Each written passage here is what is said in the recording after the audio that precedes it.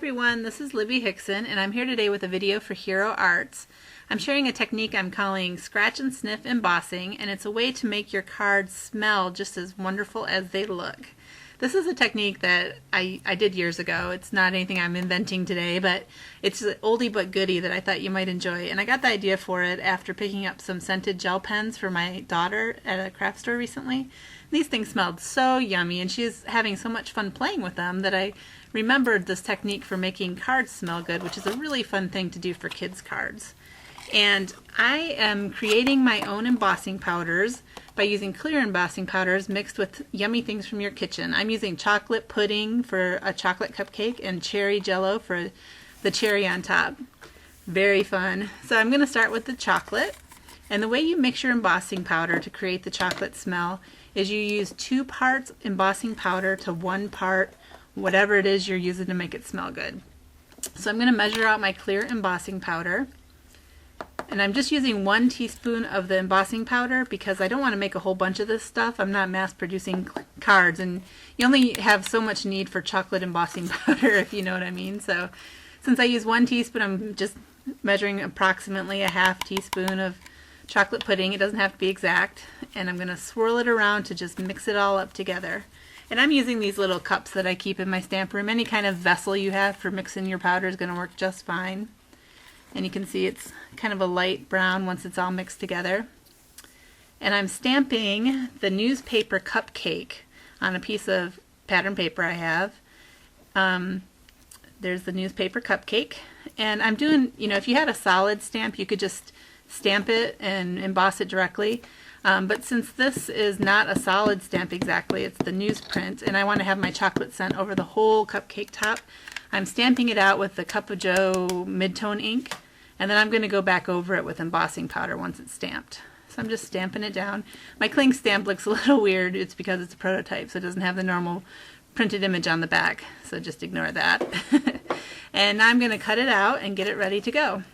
And one thing I do when I'm doing a whole bunch of embossing like this is I create a little handle. This is a trick I think I learned from Jennifer, probably from Jennifer because she's a genius.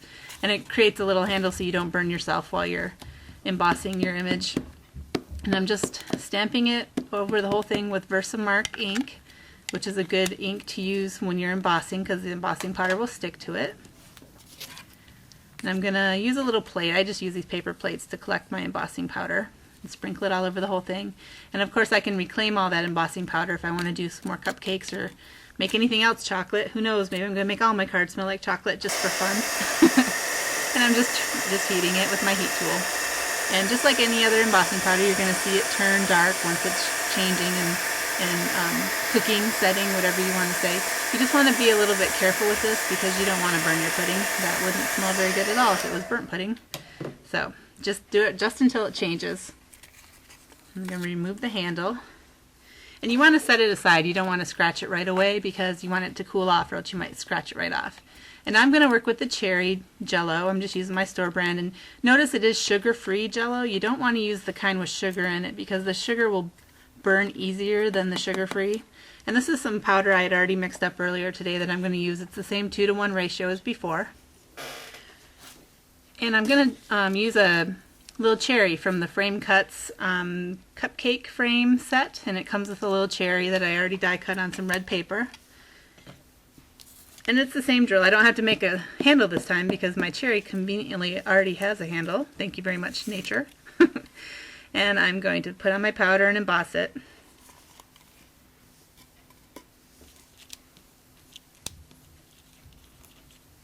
Hard to pick up. Okay.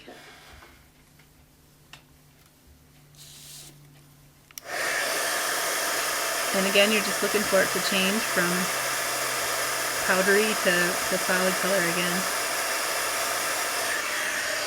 Alright, looking good. I'm going to set that aside to cool off, and I'm going to build my cherry.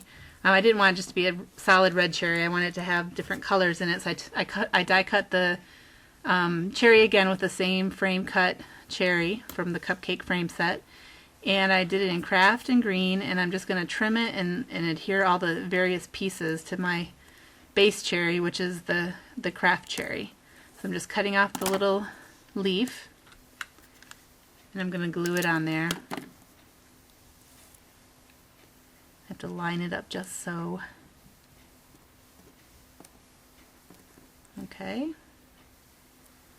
I also need to add the red cherry part that smells oh so good.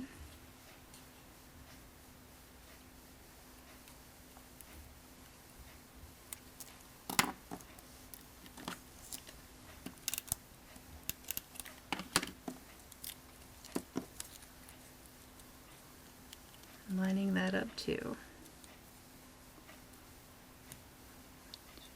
And there you have it. I think I need to go in for a little sniff because, oh yeah, it smells so good. The cherry is a little, it's stronger than the pudding for whatever reason. The Jell-O is a little stronger. And for my card, I just stamped the newspaper cupcake again with, I think that was soft purple shadow ink on white paper, and I'm just gonna cut out the part, that base cupcake again, and glue it all together like this. I just need to go in for another sniff because the chocolate and cherry together is really yummy. You have to take my word for it. No, you don't. You have to go out and make one yourself and see. I showed my kids and they loved it too. They were very excited. Here's the finished card. So I can assure you this technique is kid tested and mother approved. You've got to try it. And one thing I just wanted to point out, I mentioned these were sugar-free products I was using, and they have aspartame in them. And I haven't looked into the chemistry of this to know if it's true, but I've read that the aspartame helps bind it a little better. So if you want to use products like Kool-Aid or something that's unsweetened, sugar-free, with no fake sugar in it, you could procure some of these little pink packets, if you know what I mean.